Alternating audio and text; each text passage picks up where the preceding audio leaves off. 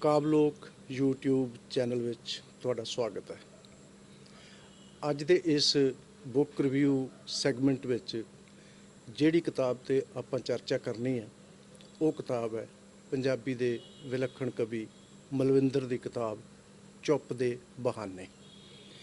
ਚੁੱਪ ਦੇ ਬਹਾਨੇ ਮਲਵਿੰਦਰ ਦੀ 8ਵੀਂ ਕਿਤਾਬ ਹੈ। ਇਸ ਤੋਂ ਪਹਿਲਾਂ ਉਸ ਦੀਆਂ 7 ਕਿਤਾਬਾਂ ਛਪ ਚੁੱਕੀਆਂ, ਜਿਨ੍ਹਾਂ ਵਿੱਚੋਂ ਇੱਕ ਬਾਲ ਗੀਤਾਂ ਦੀ ਕਿਤਾਬ ਵੀ ਹੈ ਫੁੱਲ ਝੜੀ। ਹੁਣ ਤੱਕ ਸਨ 2002 ਤੋਂ ਲੈ ਕੇ ਲਗਾਤਾਰ 8 ਕਿਤਾਬਾਂ ਦਾ ਰਚੇਤਾ ਮਲਵਿੰਦਰ ਆਪਣੀ ਹੀ ਤਰ੍ਹਾਂ ਦੀ ਕਵਿਤਾ ਲਿਖ ਰਿਹਾ ਤੇ ਇਹ ਜਿਹੜੀ ਕਿਤਾਬ ਹੈ ਉਸਦੀ ਇਹ ਇੱਕੋ ਹੀ ਕਵਿਤਾ ਆ, ਲੰਮੀ ਕਵਿਤਾ, ਜਿਹਦੇ ਵਿੱਚ ਉਸਨੇ ਕਿਹਾ ਕਿ ਮੈਂ ਚੁੱਪ ਦੇ ਬਹਾਨੇ ਨਾਲ ਬਹੁਤ ਸਾਰੀਆਂ ਗੱਲਾਂ ਜਿਹੜੀਆਂ ਉਹ ਸਮਾਜ ਬਾਰੇ, ਸਮਾਜ ਦੇ ਵਿੱਚ ਪਸਰ ਰਹੀਆਂ ਕੁਰੀਤੀਆਂ ਬਾਰੇ, ਰਾਜਨੀਤੀ ਬਾਰੇ, ਧਰਮ ਬਾਰੇ, ਧਰਮ ਦੇ ਕੁਰਾਹੇ ਪੈਣ ਬਾਰੇ, ਸਾਰੀਆਂ ਚੀਜ਼ਾਂ ਨੂੰ ਉਹਨੇ ਬਹੁਤ ਹੀ ਸੂਖਮਤਾ ਨਾਲ ਛੋਇਆ। ਇਸ ਕਿਤਾਬ ਨੂੰ ਜਾਂ ਕਹਿ ਲਓ ਕਿ ਮਲਵਿੰਦਰ ਦੀ ਇਸ ਕਵਿਤਾ ਦੀ ਸੰਪਾਦਨਾ ਉਹਨਾਂ ਦੇ ਦੋਸਤ ਸਰਬਜੀਤ ਸਿੰਘ ਸੰਧੂ ਹੋਰਾਂ ਨੇ ਕੀਤੀ ਹੈ ਤੇ ਇਸ ਕਿਤਾਬ ਦੇ ਮੁੱਖ ਬੰਦ ਵਿੱਚ ਡਾਕਟਰ ਪਰਮਜੀਤ ਢੀਂਗਰਾ ਹੋਰਾਂ ਨੇ ਇਸ ਕਵਿਤਾ ਬਾਰੇ ਬਹੁਤ ਹੀ ਮੁੱਲਵਾਨ ਗੱਲਾਂ ਜਿਹੜੀਆਂ ਉਹ ਸ਼ੁਰੂ ਦੇ ਵਿੱਚ ਹੀ ਕੀਤੀਆਂ, ਜਿਹਦੇ ਵਿੱਚ ਡਾਕਟਰ ਢੀਂਗਰਾ ਨੇ ਕਿਹਾ ਕਿ ਕਿਸੇ ਵੀ ਕਵੀ ਦੀ ਪਛਾਣ ਜਿਹੜੀ ਹੈ ਉਹ ਉਸ ਦੀ ਕਾਵਿ ਭਾਸ਼ਾ ਤੋਂ ਹੁੰਦੀ ਹੈ, ਕਿਉਂਕਿ ਕਾਵਿ ਭਾਸ਼ਾ ਹੀ ਅਸਲ ਵਿੱਚ ਤੈਅ ਕਰਦੀ ਹੈ ਕਿ ਕੋਈ ਕਵੀ ਕਿੰਨੀ ਗਹਿਰਾਈ ਨਾਲ ਚੀਜ਼ਾਂ ਨੂੰ ਦੇਖਦਾ, ਪਰਿਸਥਿਤੀਆਂ ਨੂੰ ਦੇਖਦਾ, ਉਹਨਾਂ ਨੂੰ ਆਪਣੀ ਕਾਵਿਕਤਾ ਪ੍ਰਦਾਨ ਕਰਦਾ ਹੋਇਆ ਪਾਠਕਾਂ ਦੇ ਲਈ ਜਿਹੜਾ ਉਹ ਇੱਕ ਕਾਵਿ ਬੋਧ ਸਿਰਜਣ ਵੱਲ ਅਗਰਸਰ ਹੁੰਦਾ ਹੈ। ਚੁੱਪ ਦੇ ਬਹਾਨੇ ਦੀ ਕਵਿਤਾ ਜਿਹੜੀ ਹੈ ਉਹਨੇ ਜਿੰਨਾ ਵੀ ਸਮਾਜ ਦੇ ਵਿੱਚ ਪਸਰ ਰਿਹਾ ਹਨੇਰਾ, ਕੁਰੀਤੀਆਂ ਦਾ ਹਨੇਰਾ ਤੇ ਬਹੁਤ ਕੁਛ ਸਿਸਟਮਾਂ ਨੇ ਜੋ ਮਨੁੱਖ ਨੂੰ ਜਿਹੜਾ ਇੱਕ, ਹਾਲਾਂਕਿ ਕਹਿਣ ਨੂੰ ਅਸੀਂ ਇਹ ਕਹਿੰਦੇ ਹਾਂ ਕਿ ਸਾਡਾ ਇਹ ਸਮਾਜ, ਸਾਡਾ ਇਹ ਸਾਰਾ ਰਾਜਨੀਤਿਕ ਵਿਵਸਥਾ ਇੱਕ ਕਲਿਆਣਕਾਰੀ ਸਟੇਟ ਦੀ ਵਿਵਸਥਾ ਹੈ, ਲੇਕਿਨ ਕਲਿਆਣਕਾਰੀ ਸਟੇਟ ਦੀ ਵਿਵਸਥਾ ਹੋਣ ਦੇ ਬਾਵਜੂਦ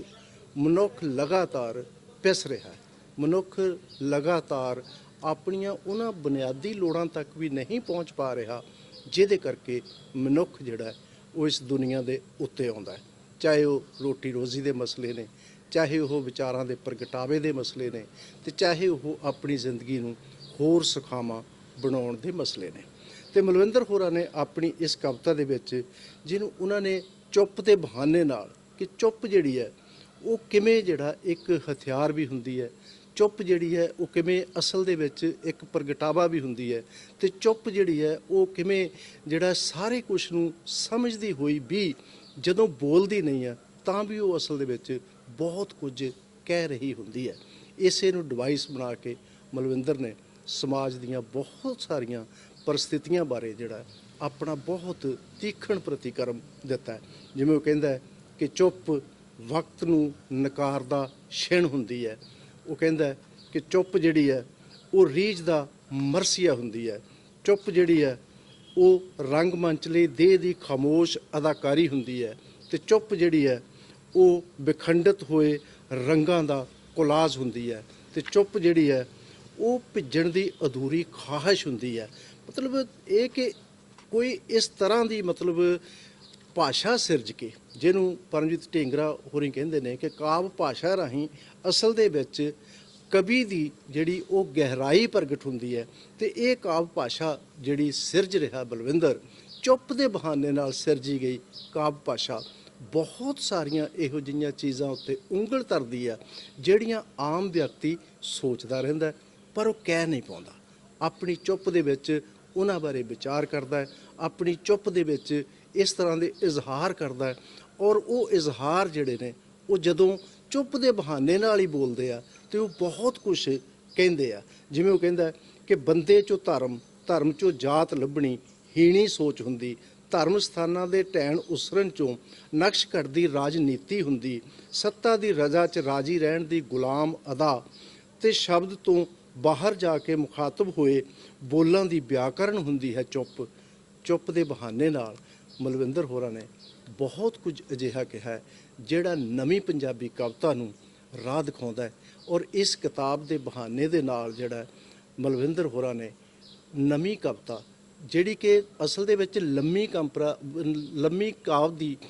ਕਵਿਤਾ ਦੀ ਪੰਜਾਬੀ ਦੇ ਵਿੱਚ ਕੋਈ ਬਹੁਤ ਲੰਮੀ ਚੌੜੀ ਜਿਹੜੀ ਹੈ ਉਹ ਸਾਡਾ ਇਤਿਹਾਸ ਨਹੀਂ ਹੈਗਾ। ਹਾਲਾਂਕਿ ਸਾਡਾ ਮੱਧਕਾਲ ਦਾ ਜਿਹੜਾ ਕਿੱਸਾ ਕਾਵਿ ਹੈ ਉਹ ਅਸਲ ਦੇ ਵਿੱਚ ਲੰਮੀ ਕਵਿਤਾ ਦਾ ਜਿਹੜਾ ਉਹ ਸਭ ਤੋਂ ਵੱਡਾ ਜਿਹੜਾ ਉਹ ਸਬੂਤ ਹੈ। ਲੇਕਿਨ ਉਸ ਤੋਂ ਬਾਅਦ ਜਿਹੜਾ ਆਧੁਨਿਕ ਪੰਜਾਬੀ ਕਵਿਤਾ ਅਸਲ ਵਿੱਚ ਛੋਟੀਆਂ ਕਵਿਤਾਵਾਂ ਦਾ ਕਾਵਿ ਹੈ। ਲੇਕਿਨ ਹੁਣ ਪਿਛਲੇ ਕੁਝ ਸਾਲਾਂ ਦੇ ਵਿੱਚੋਂ ਕੁਝ ਲੋਕਾਂ ਨੇ ਲੰਮੀ ਕਵਿਤਾ ਵੱਲ ਜਿਹੜਾ ਉਹ ਧਿਆਨ ਦੇ ਕੇ ਔਰ ਭਰੀ ਪੂਰੀ ਜ਼ਿੰਦਗੀ ਨੂੰ ਜਿਹੜਾ ਉਹ ਉਸ ਤਰ੍ਹਾਂ ਸਮਝਣ ਦੇ ਵਿੱਚ ਔਰ ਉਹਦੀ ਵਿਆਖਿਆ ਕਰਨ ਦੇ ਵਿੱਚ ਬਹੁਤ ਵੱਡਾ ਰੋਲ ਅਦਾ ਕੀਤਾ ਹੈ। ਅਤੇ ਮਲਵਿੰਦਰ ਦੀ ਇਹ ਕਿਤਾਬ ਛੋਟੀ ਕਵਿਤਾ ਦੇ ਯੁੱਗ ਦੇ ਵਿੱਚ ਲੰਮੀ ਕਵਿਤਾ ਰਚ ਕੇ ਇੱਕ ਨਵੀਂ ਜਿਹੜੀ ਹੈ ਉਹ ਸਿਨਫ ਨੂੰ ਵੀ ਅੱਗੇ ਤੋਰ ਰਹੀ ਹੈ ਔਰ ਭਰੀ ਪੂਰੀ ਜ਼ਿੰਦਗੀ ਨੂੰ ਜਿਹੜਾ ਉਹ ਅੱਛੀ ਤਰ੍ਹਾਂ ਜਿਹੜਾ ਉਹ ਸਮਝ ਕੇ ਔਰ ਉਹਦੀ ਵਿਆਖਿਆ ਕਰਕੇ ਇੱਕ ਨਵੀਂ ਸੇਧ ਦੇਣ ਦੀ ਕੋਸ਼ਿਸ਼ ਵੀ ਕਰਦੀ ਹੈ। ਮੈਂ ਚਾਹੂੰਗਾ ਕਿ ਤੁਸੀਂ ਸਾਰੇ ਇਸ ਕਿਤਾਬ ਨੂੰ ਜ਼ਰੂਰ ਪੜ੍ਹੋ ਅਤੇ ਇਸ ਦੇ ਨਾਲ ਹੀ ਜਿਹੜਾ ਅੱਜ ਦਾ ਇਹ ਸੈਗਮੈਂਟ ਜਿਹੜਾ ਉਹਨੂੰ ਸਮਾਪਤੀ ਦੀ ਆਗਿਆ ਦਿਓ। ਅਗਲੀ ਵਾਰ ਕਿਸੇ ਹੋਰ ਨਵੀਂ ਕਿਤਾਬ ਦੀ ਜਾਣ ਪਛਾਣ ਨਾਲ ਫਿਰ ਹਾਜ਼ਰ ਹੋਵਾਂਗੇ। ਧੰਨਵਾਦ।